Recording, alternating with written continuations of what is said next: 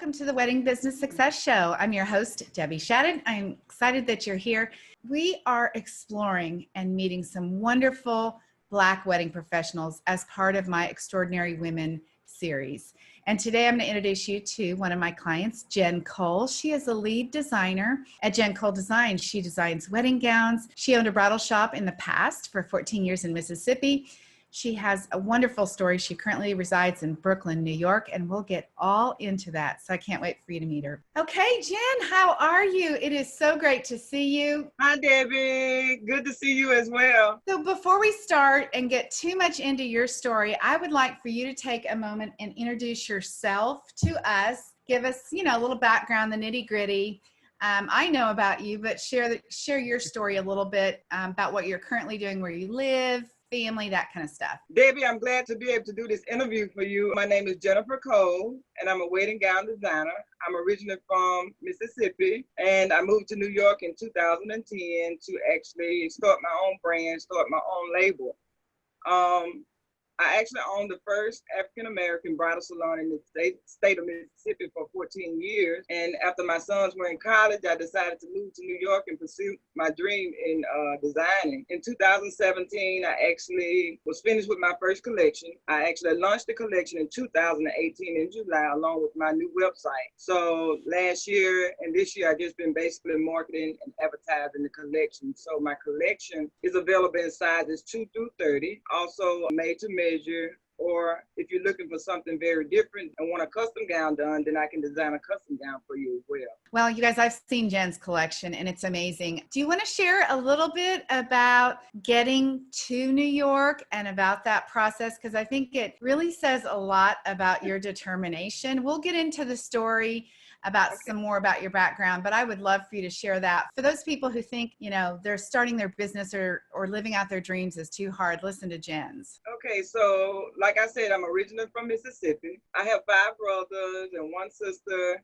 So I have a big family, but my mom always sewed. So at the age of 12, I could basically make pretty much anything. But my dream was always New York, even at the age of 12. After college, I decided to move to Jackson, Mississippi, which is where I actually had my bridal shop at for 14 years. So I actually started off doing just alterations from home. After 2 years, I actually moved into a commercial space. Every February after that, I actually expanded. For 4 years straight, I expanded, and I started doing bridal. So I used to think that doing the alterations, I would be slow during the summer months when school was out, because I did a lot with the schools and the police department, but it was the weddings that was keeping me busy, the alterations on the weddings. So I just decided, okay, I'm going to keep altering wedding gowns. I might as well sell them. So I started doing the bridal, and I grew and I grew. I actually was a single mom. I have 2 sons. One is in Dallas now, one is here in New York with me. But once they were in college, I decided that,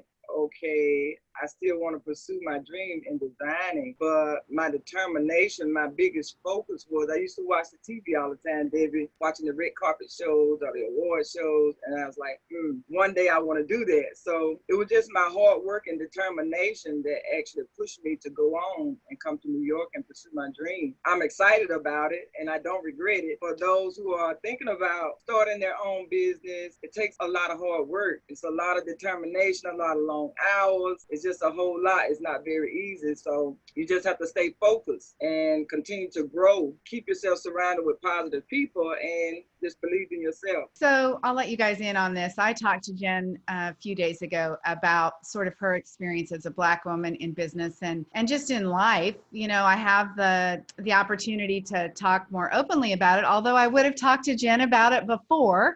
I would have talked to anyone about it before, but Jenn shared some things with me kind of about her struggles, and I'd love for you to, as we highlight some of my Black clients, I'd love to hear what you've got to share about that with us. Well, as far as what's going on right now, a lot of this I faced growing up, even as a little girl, growing up in the South, in Mississippi, actually in a town called Prentice, Mississippi. The racism was very bad then. Actually, my father was the president of the NAACP for Jefferson Davis County, so that covered Prentice and Bassville. So I can remember a lot of the fights, a lot of the protests there. are led by my dad, actually, in those towns. So I can remember as a little girl, I was in the Girl Scouts, and they would take us on a trip to Biloxi, Mississippi, like once a year. And I can remember back then, we were on a bus and headed to Biloxi, and we would come through like Pella and Hattiesburg, Mississippi, and we were actually witness seeing the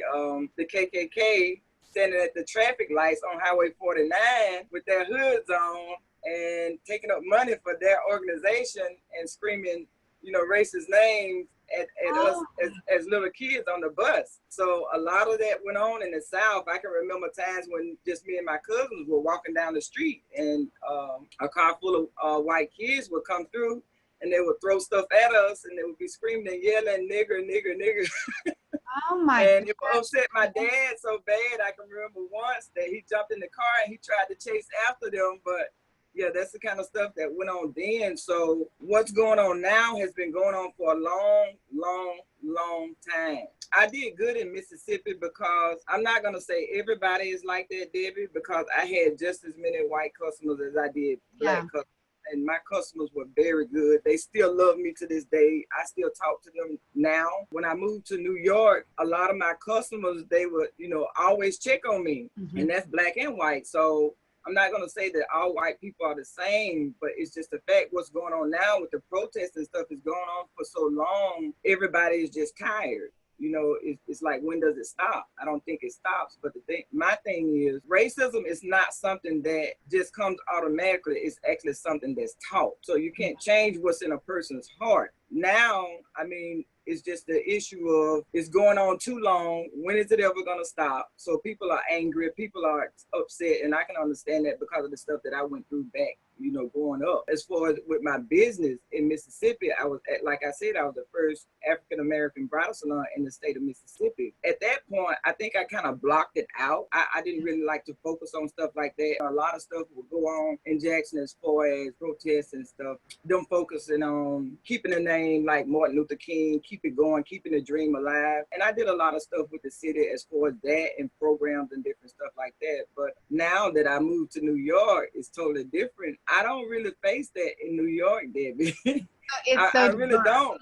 Yeah, and I feel a whole lot better about it. I think the only problem I have with being a African-American designer, you really don't have a whole lot of African-American wedding gown designers. So my struggle is it's very hard to get your name up to the level of those designers, because those designers been around a long, long time. You have Vera Wang, where everybody knows Vera Wang's name.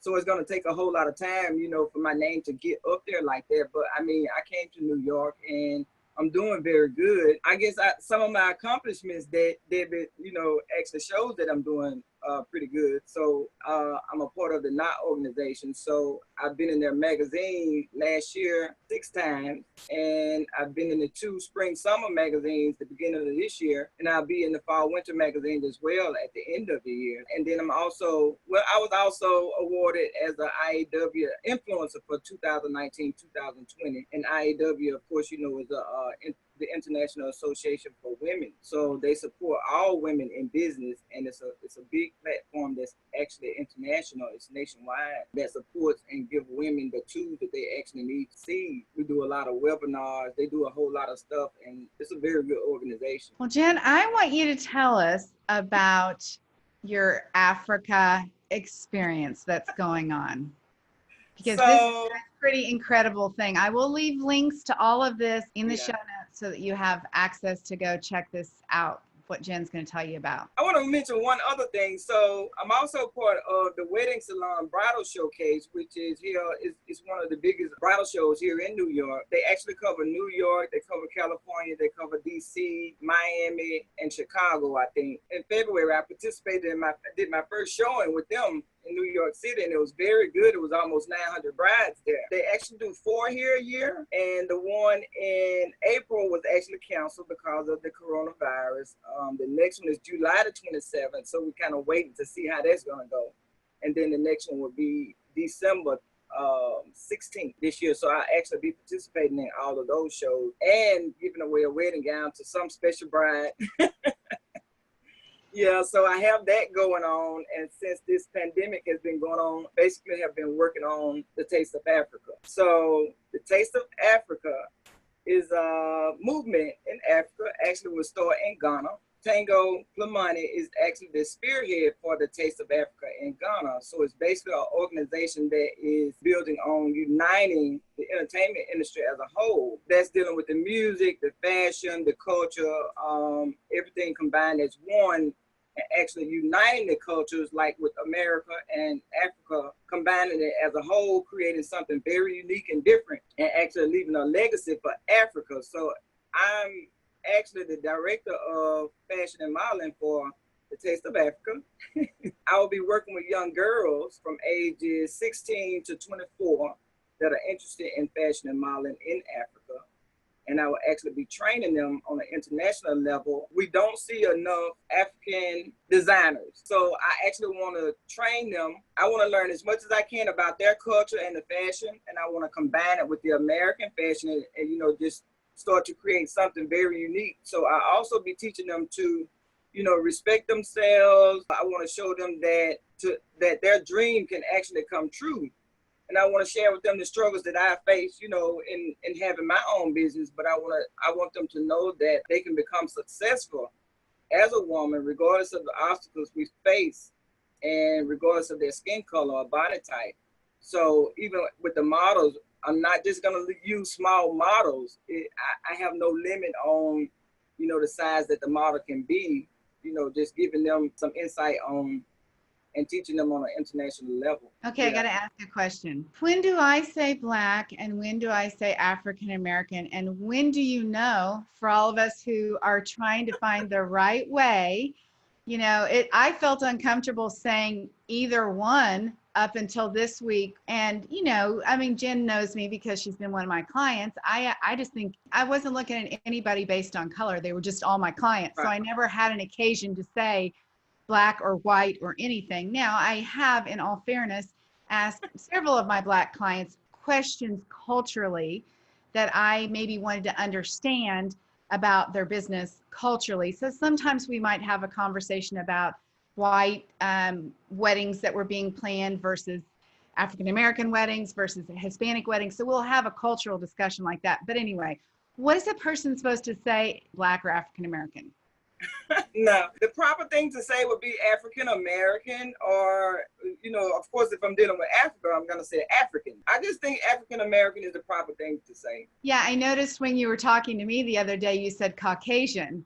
And I was like, yeah. Well, that's an interesting note because, you know, we just say white. Well, I can't speak for everybody. I can't speak right. for everybody. I don't know. It's just I think I kind of felt the same way you feel. So I said Caucasian because I guess I'm kind of a little uncomfortable with it as well, you know, when you're speaking in public or whatever. But I mean, there's a lot of people that says Black and they say white. That is what I hope comes out of this. You know, sometimes there's just an identifying factor. It's like you could say, well, the girl with the brown hair, but it's much easier to say, you know, that Black client that has brown hair instead of the girl with the brown hair. And it would be so great to get to a point.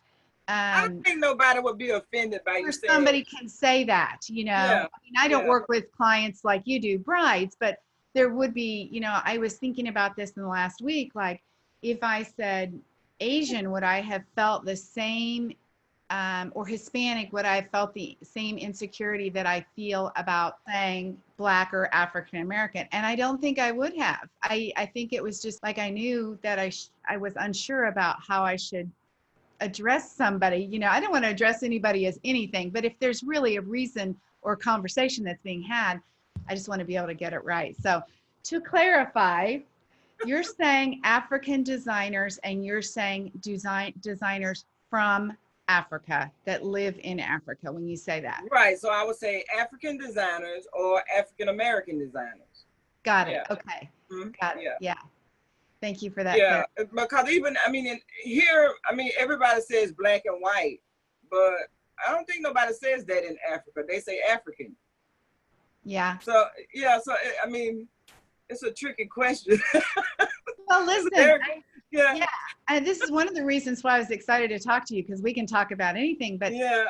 I had, as you know, and to the people that are listening, I sent out an email last week to my list just explaining my heart. And for those of you who don't know, the majority of my clients that I coach are Black, are African Right. American, and are from Colombia, Venezuela.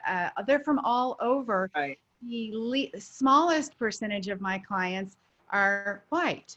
So it's an interesting, when all this came up, I was thinking, wait a minute, I don't even know what to say about any of this. So I have had somebody challenge me about that email that I sent out. And I emailed her back and said, this is so confusing for me, because I Yeah. don't know if I should call a Nigerian woman Nigerian, if I should call a woman from Ghana. I don't even know what Ghana, what Ghana, they, yeah, I mean, that's still African. That's still, I don't know what, Ghana is still yeah, African. But I it's mean, most complicated. people will say Nigerian or Ghanaian. Well, see, I didn't know that word, so I Yeah, couldn't it's say it. Ghanaian. Yeah. Yeah, so I mean, Yeah. it gets tricky, but now, the great news is everybody can just ask. And Yeah. hopefully some of this madness will calm down, because certainly there's nobody, I shouldn't say nobody. There are people obviously who are terrible people in this world, Yeah. that are doing terrible things. And I think most of us are not for any of that. So yeah, Right. it's but anyway, all right, let's get back to business. So I want you to share about this young woman that you are mentoring in Africa. Of course, I never had a daughter, but now I've met this little girl in Sierra Leone, in Africa, and her name is Amanata, and she's 9 years old. So I basically have adopted her as my daughter, but she sews. She sews very, very good, David. So basically, I mean, just seeing the pictures of her, and her mom would send me pictures of her working at the sewing machine. She would go to sleep at the sewing machine. She eats at the sewing machine, but she loves sewing. So basically, I want to train her. I want to help her to get to the level that she, to be all that she can be as a designer. So she knows how to sew, and I love her to death. So I've adopted her. That's my special little girl.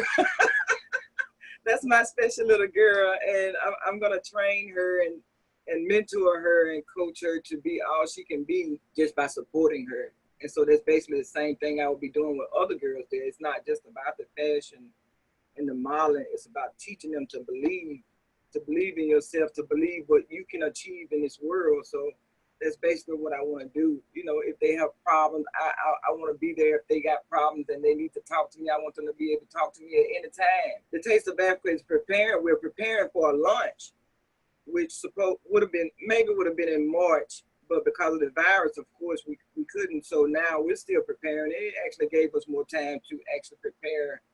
I would say to perfection. Giving us a little more time to do stuff. So once the travel bans are lifted, then a date will be set to actually do the launch. So actually, Amanata, I'm gonna fly her and her mom from Sierra Leone to Ghana, because I refuse to go to Africa and not meet her, because Sierra Leone is I think probably 6 hours or so from Ghana. So I'm gonna fly them there so that they can be with me at the launch. So yeah, so I'm just in love with her, David. I'm just in love with her because she reminds me so much of myself when I was that age. So her mom sews as well. When I see the pictures of her, it reminds me so much of myself, because my mom always sewed. I can remember my mom making uniforms for Pinewood School, the private schools, and she would do all the sewing and I would do all of the hemming. So at that age, I've never, David, in all this time seeing another little girl who was that interested in sewing as she is. So I just fell in love with her. So I'm going to help her all I can. And that's what I plan with doing, with the other ladies there that I actually work with. So eventually there'll be a show once a year. We'll do an annual show once a year. So basically within the group that I'm preparing to mentor and teach, I also have met Benjamin Mills, who is actually Mr. Wear Ghana. And Benjamin is into fashion. He does a lot of fashion shows and stuff. So he'll be working alongside of me, doing stuff when I'm not there. Of course, I need somebody there on ground. Tango, he helps me with all of the marketing and getting everything done as well. So the both of them together, it's been great working with them and getting started with them. But we'll an annual show once a year. The models will actually be modeling whatever the designers make. Same thing. So we'll have somebody who designs jewelry, somebody who, you know, designs the garments. So everything that we do will be made within that group and actually marketed, not just in Africa, but here as well. So you're going to be spending a lot of time in Africa. Yes, So eventually. you go get situated there, and then I'm going to come visit you there because All right. I want to see all about this. Let me just see before we move on, is Taste of Africa a nonprofit organization that people can donate to? The Taste of Africa is not nonprofit, but eventually once I get everything done, it's going to be JennCole Designs Foundation. And that would be where people will be able to donate to what I'm actually doing. Eventually, I would like to build a school there. It's just for that. So, of course, I'll be looking for sponsors. I'll be looking for donations from, you know, from wherever I can get them.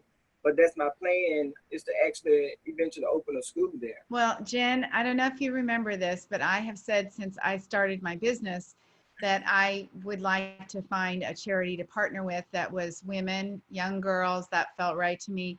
And so that every client that I have, a portion of what they pay me would go to a charity. So you get that up and running, and I pick you. Thank you, Debbie. Never found anyone that I felt like I thought the time will come and I'll find the person that for every client that comes, you know, a piece of that will go to somebody. And I knew I wanted it to be women. I knew I wanted it to be girls because, you know, that is my mission too, is to help people like you be able to run a business. Creative people so often are just stuck on the business part. They can design all day long. They just don't know how to sell anything or make any money. So exactly. All right. I would like for you to, is there any specific challenges in your current business model that you feel like, or in JennCole Designs that you feel like where you really come up against something that is racist related? I don't think so, Debbie. Even in Mississippi, once I started my business and people got to know me and who I am, I don't think I faced that. And I definitely don't face it in New York, because in New York, I don't care. They don't care what color you are. If you got something they want, they're going to buy it, you know?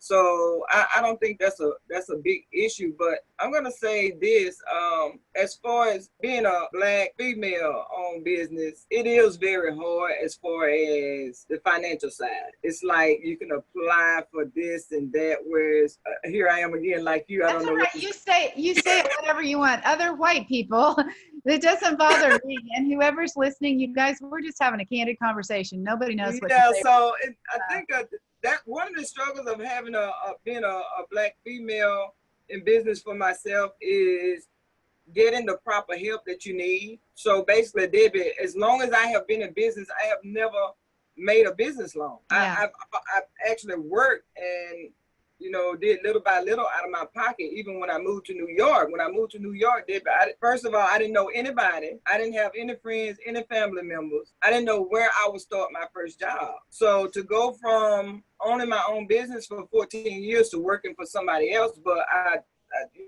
was smart about it. I said, okay, I have to work somewhere in order to have money to do what I came here to do. So I actually work for a company that's called Top Hat Imagewear, and I'm their head tailor. So I basically travel all around the world as a tailor for them, and some places that, you know, I never would have believed I would go to, but but I've traveled for them. But I knew that I took that money and invested back into myself to get my business back going. So it's basically like I shut down a successful business in order to come to New York and start a new successful business. And so far I did good, but like I said, it's from the money that I made myself. I think once or twice since I've been in business, I actually applied for, you know, grant money, and it's a lot that we're not so educated on what's out there for you. So you have to do your research and stuff like that, but then you stand a chance of being turned down again just because of the color of your skin. And I thought that many times, you know, so then therefore that puts you at a standstill as far as hiring people, because as a small business, you you're making it through, but you really don't have a whole lot of people, a whole lot of money to hire a whole lot of people. So even in Mississippi, I think Davis Bridal was my only competition. But if I would have had the proper help, if I could have got funding actually to create a job, and I think I thought that's what the small business associations was for, to help smaller business to grow, not to help the bigger business grow even bigger. So you face that, and it make you wonder, if it was because it was the color of my skin. You know what I'm saying? So a lot of people have to think about that. So I think as Black women, we have to support each other, and that's a big problem that I face as long as I have been in business is we don't support each other. That's a big part of it, and that's the biggest obstacle I think that I've had is the support from my own people. Now, say something about that to me. You wonder somebody who is also Black male to be supporting another Black female. Just like what's going on now, until we earn economic growth, it's never gonna stop. So I've learned in the past, that's why I moved from Mississippi, because I got tired of, I had to deal with my own people. You would go to Davis Bridal, but then you'll bring it back to me to get it altered. But then if I charge you too much for the alteration, then you'd have a problem, but you didn't let Davis Bridal alter it because they charge too much. So my biggest problem in business has been the support from my own people. And I'll say this. You're the second, Jenn, you're the second person I'm on my third interview. 2 of the 3 of you have said almost the same thing. Again, I had to clarify with you, what are you trying to say? That's surprising so much. So I see now on social media, I see all of the different groups now that's trying to get a list of all of the Black businesses, all the Black businesses. My thing is the economic growth until we start to support each other. So basically, when I was in Mississippi, that was a big problem with me, was dealing with the support from my own people. And I come to New York and it's the same thing. It's the same thing from my own people. I get support from everybody else. It's like, I don't know what it is, but until we learn to support each other, just like everybody else, then we won't gain economic growth. Then none of this stuff is going to stop. It's never going to stop if we don't learn to support our own businesses. I actually can say about Jackson that the inner city of Jackson actually failed, and it was due to lack of support in your own community. So you have to support in your own community first, and not supporting the other communities in order for economic growth. That's just the bottom line.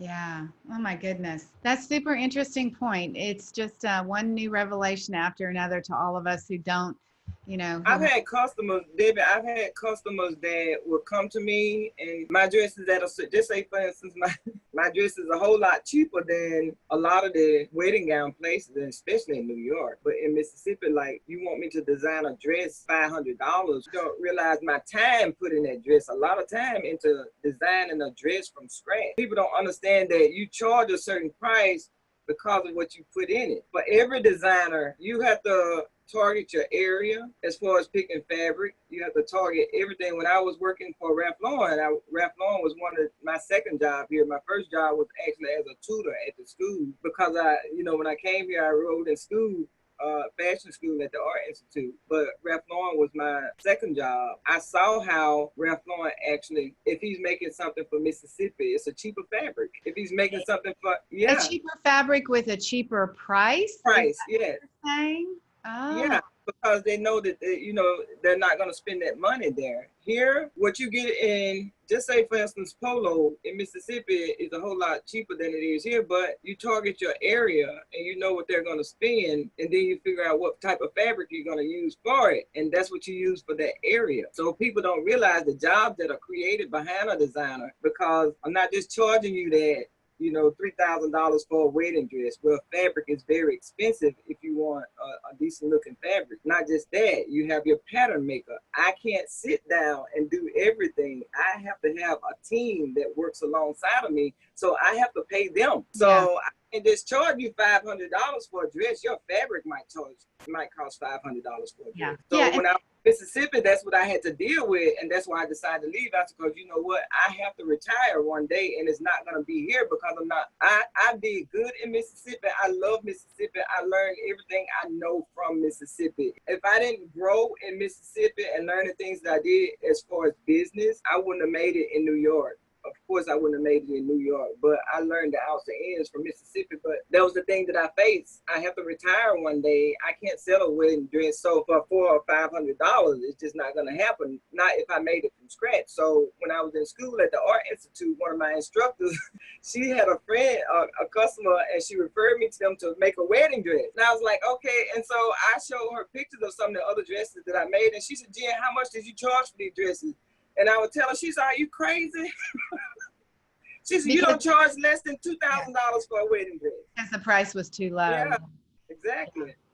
So she told me to never do that. So, I mean, that's why I moved to New York, was because the support and, you know, the people wanted to pay you for your labor. So I had to do something in order to be able to retire one day. Yeah. Well, okay. So last words. Tell me what are your big plans, you know, a year from now? I know we've heard you're going to Africa, you're mentoring this young woman, we're starting the JennCole Foundation. Anything else I'm missing that you're dying to do? I think I want to explain the difference in having a custom gown made, Debbie. Oh, please do. I would love to hear that, Jenn. I mean, yeah, great. Go for it. I want to tell the difference in, you know, the pricing and the advantage you get in having a custom gown made. So my dresses that are on my website, you know, they're available for production from sizes 2 to 30. For those dresses, when you go into a regular bridal salon, you only have the choices that you see on the rack. Well, when you're getting custom,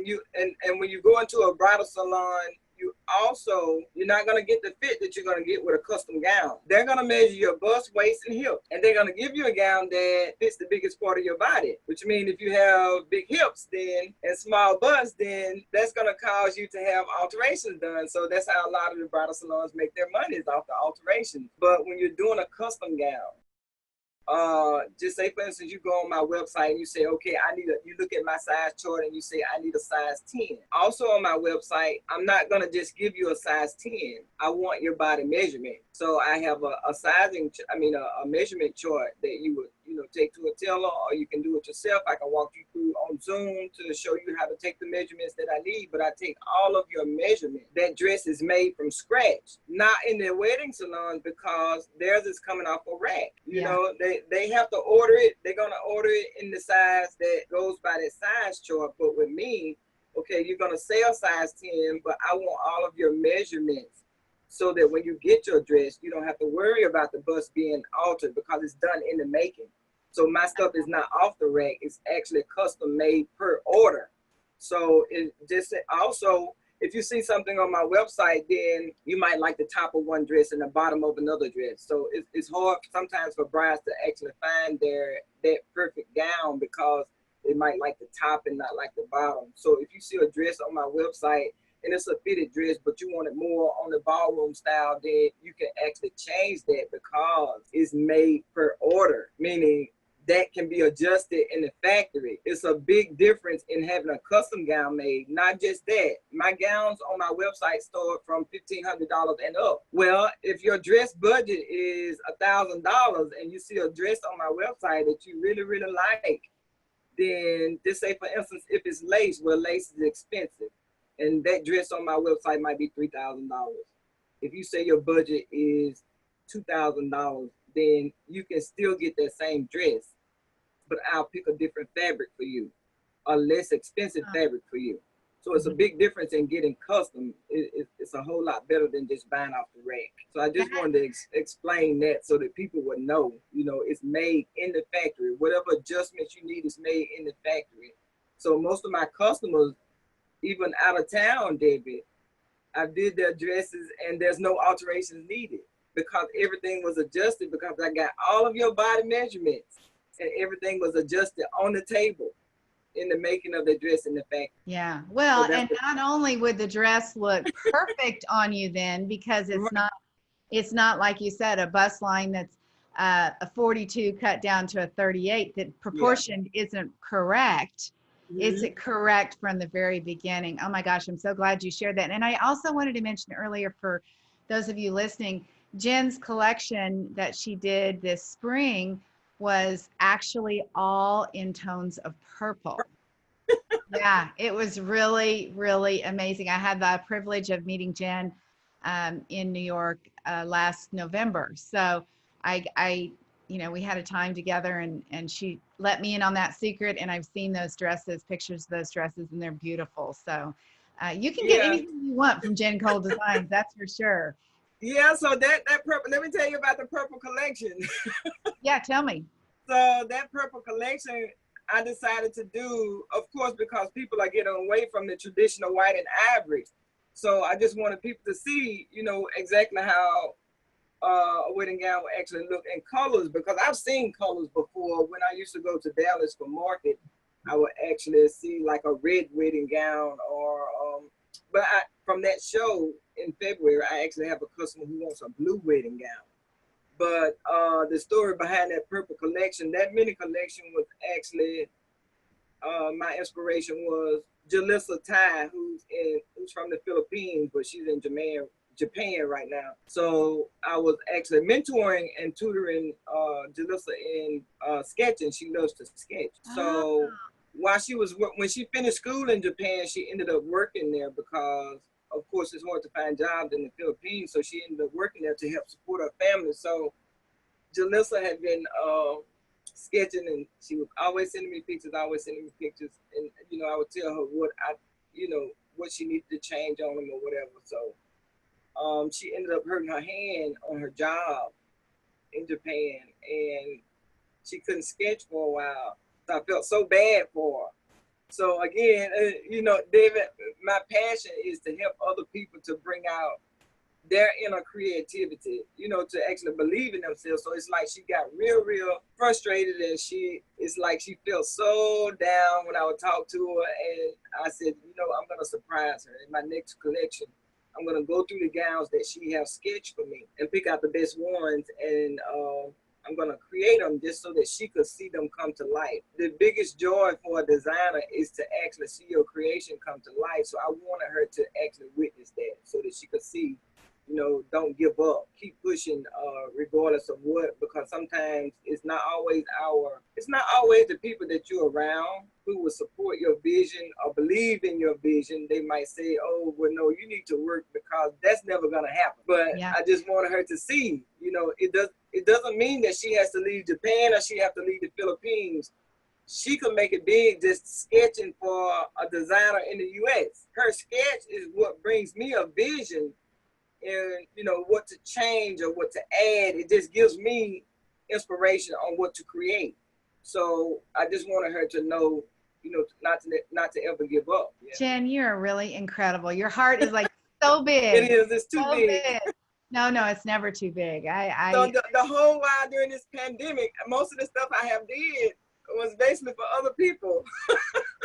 It's like I didn't really focus on what was going on with me and my business right now, because nothing is open. I've been off since March. Nothing is open, but still my focus was trying to help somebody else, during a time of need. But yeah, my heart is, sometimes I think my heart is too big. I don't know. You're going to make me cry. You'll be blessed. Yeah. Multiple times for what you are putting out into the world and for the good you're doing. So, like I said, is there anything I missed about what could be next for you? Is there anything else you want to add about your journey? Debbie, I don't know what's next. I'm just going to keep going. I'm going to continue to work on this stuff in Africa, because it's really, that is my passion, is to give back. And even like you said, you was thinking about as a business, a way to give back to young women. Well, that's what I was thinking too. And then when I met Tango and I found out what they were about, then I was like, okay, I want to give to this. But then it turned into me being a partner of the Taste of Africa to do actually what I wanted to do. So I don't know how that would spread or how much it would grow, but it's looking real good right now. Everything is growing, everything is falling in place. So I'm excited about that. I don't think I can name anything else that I really want to do, Debbie. That's probably my final thing, is just to get to a point where I can just help other people. It's not all about my collection and making money it's all about helping someone else, because it'll always come back to you in some kind of way. I just want to tell all business owners, though, that it takes a lot of work. It takes a lot of persistence. It takes a lot of prayer. When I came to New York and I didn't know anybody, that was just a chance that I took. Even starting my own business from the beginning was just a chance that I took. I don't think nobody in my business, except for one of my aunts, actually had her own business. So I don't know. I just took the sewing of my mom to a different level, because I know that's what she always wanted to do. I was never scared. It's like it just came natural. So I learned my way. I never went to business school or anything like that. I went to school at Alcorn State University, but at that time in Mississippi, they had no fashion classes, so I took up fashion merchandising. And after that, so that's why I enrolled in school, even though I had been in business for 14 years, I enrolled in school because I just wanted to learn all that I could, about designing. So whatever it is that you're doing, you have to learn everything about it. It's not going to be easy. It's not going to fall in your lap. You got to do the work. You got to do a lot of work and just learn everything, because I even know I can create my own commercials if I wanted to, because I actually went and took a class for producing. So I could actually produce a TV show if I wanted to. I learned everything that I could as far as the video and like I said, if I wanted to do a commercial, I could do it myself. I learned everything I could about the bridal shows. I've always learned all I could about fashion, because that has always been my focus, is fashion. I never thought of anything else but that. So I know that that's my gift. So whatever it is that you're interested in, you just got to do the work, and it's not going to come overnight. It takes time. Everything takes time. Well, it has been a privilege of mine to play some role in your journey, and you are a blessing to so many people, and I can just see this unfolding for you. So so are you, Debbie. So I want to let everybody know Debbie is my wedding business coach. And I've been under her for like over a year and a half or so. And so for any of you out there in the wedding business, if you need help with anything as far as getting your business going, Debbie is the person, and she's a sweetheart. And I love her to death. And when I got something exciting going on, the first person I think about calling is you, Debbie. Yeah, well, keep it up, girl. I mean, yeah. I love to hear from you. So, yeah. Oh my goodness. All right, my dear, we need to wrap it up. Tell people how they can find you, your website, and just know, guys, before she give this to you, it doesn't matter what is on her website or what is on her social media. Jenn can create anything you want. You have a vision, you have an idea, you have a concept. She will create that for you and bring that whole thing to life. So give us your web address and where you want them to find you on social media. All right, so my website is www.JennCole.design, and you can look me up on Facebook just under JennCole Designs, and my Instagram handle is JennCole_design. But yeah, you can go to my website and check out all of my dresses, and like you said, if anything on there you want to change, you can do that. And I look forward to hearing from you brides. Yeah. Well, Jenn, thank you so much. Have a wonderful week and all the best to you. And I'll just keep updated on everything that's going on. All right, Debbie. So thank you so much for this interview. I really appreciate it too. Thank you. Bye-bye. Bye-bye.